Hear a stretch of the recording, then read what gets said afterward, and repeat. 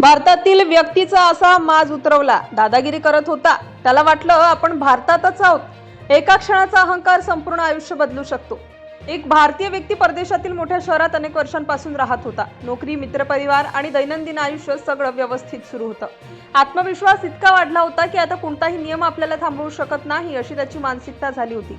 गर्दीच्या ठिकाणी मोठ्याने बोलणे, रांगेकडे दुर्लक्ष करणे आणि स्वतःला इतरांपेक्षा वरचढ समजणे ही त्याची सवय बनली होती. त्या दिवशी सकाळची वेळ होती. स्टेशनवर प्रचंड गर्दी होती. प्रत्येक जण आपल्या वेळेनुसार शांतपणे उभा होता. कुणी धक्का देत नव्हतं, कुणी गोंधळ घालत नव्हतं. शिस्त इतकी होती की एकही व्यक्ती दुसऱ्याच्या मार्गात अडथळा आणत नव्हती. पण याच वातावरणात एक व्यक्ती सर्वांचं लक्ष वेधून घेणार होती. तो आत्मविश्वासाने पुढे चालत होता. समोर किती लोक आहेत, कोणी आधी उभा आहे किंवा कोणाचा क्रम आहे याच्याशी त्याला काहीही देणं घेणं नव्हतं. त्याच्या चेहऱ्यावर एक वेगळाच माज दिसत होता. आजूबाजूचे लोक शांत होते, पण अनेकांच्या नजरा त्याच्याकडे वळल्या होत्या.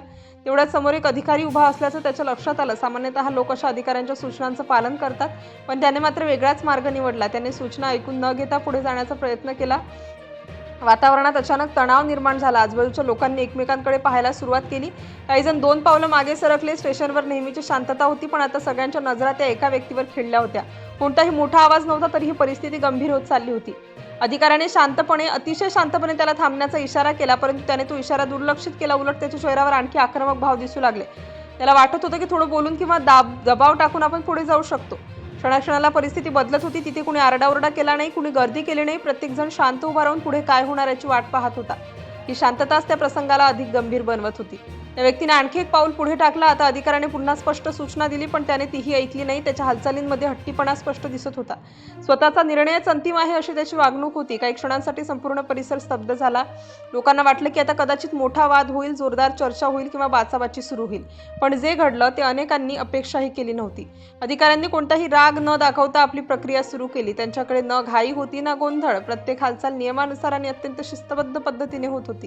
त्या व्यक्तीच्या चेहऱ्यावर मात्र आता आत्मविश्वासाऐवजी संभ्रम दिसू लागला. त्याने आजूबाजूला पाहिलं. मदतीसाठी कुणी पुढे येत नव्हतं. उलट प्रत्येक जण शांतपणे नियमांचं पालन होताना पाहत होता. कुणी वाद घालत नव्हतं, कुणी हस्तक्षेप करत नव्हतं.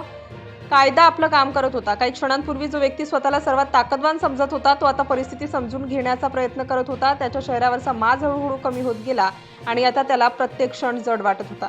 स्टेशनवरील अनेक प्रवाशांनी ही घटना पाहिली. कुणीही आनंद व्यक्त केला नाही, कुणी टाळ्या वाजवल्या नाहीत. प्रत्येकाच्या चेहऱ्यावर एकच भावना होती, नियम म्हणजे नियम. ते कुणासाठीही बदलत नाहीत. परदेशातील सार्वजनिक ठिकाणी प्रत्येक हालचालीची जबाबदारी व्यक्तीवर असते. तिथे ओळख, पैसा किंवा आवाजाचा मोठेपणा फारसा उपयोगी पडत नाही. कायदा प्रत्येकासाठी सारखाच असतो आणि त्याचं पालन न केल्यास परिणामही सारखेच भोगावे लागतात. त्या व्यक्तीला आता आपल्या कृतीची जाणीव होऊ लागली. काही सेकंदांपूर्वी जो आत्मविश्वास होता तो पूर्णपणे नाहीसा झाला.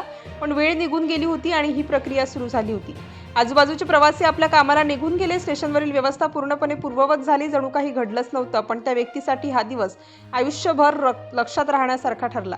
या घटनेत कोणतीही मोठी मारामारी नव्हती, गोंधळ नव्हता, नाट्यमय पाठलाग नव्हता. फक्त नियम होते आणि त्याची अंमलबजावणी होती. आणि प्रत्येकासाठी समान वागणूक होती. हाच त्या प्रसंगाचा सर्वात मोठा संदेश. अनेकांना वाटतं की थोडी दादागिरी केली तर काम होऊन जाईल, निघून जाईल. आणि काही ठिकाणी ती मानसिकता तयार होते सुद्धा. पण जगातील अनेक देशांमध्ये कायद्यापुढे अशा वृत्तीला अजिबात स्थान नसतं. ही घटना एका व्यक्तीपुरती मर्यादित नाही. ती प्रत्येक प्रवाशाला, प्रत्येक विद्यार्थ्याला आणि परदेशात जाणाऱ्या प्रत्येक नागरिकाला एक महत्त्वाची आठवण करून देते की आपण कुठेही गेलो तरी देशाच्या नियमांचा आदर करणे हीच खरी जबाबदारी आहे. आणि आता शेवटी त्या सुरुवातीच्या प्रश्नांचं उत्तर. ज्याचा माज उतरला ज्याला वाटलं आपण भारतातच आहोत आणि दादागिरी करून सर्व काही चालेल, त्या भारतीय व्यक्तीने गर्दीच्या रेल्वे स्थानकावर ड्युटीवर असलेल्या पोलिसाशी उलट वागण्याचा प्रयत्न केला.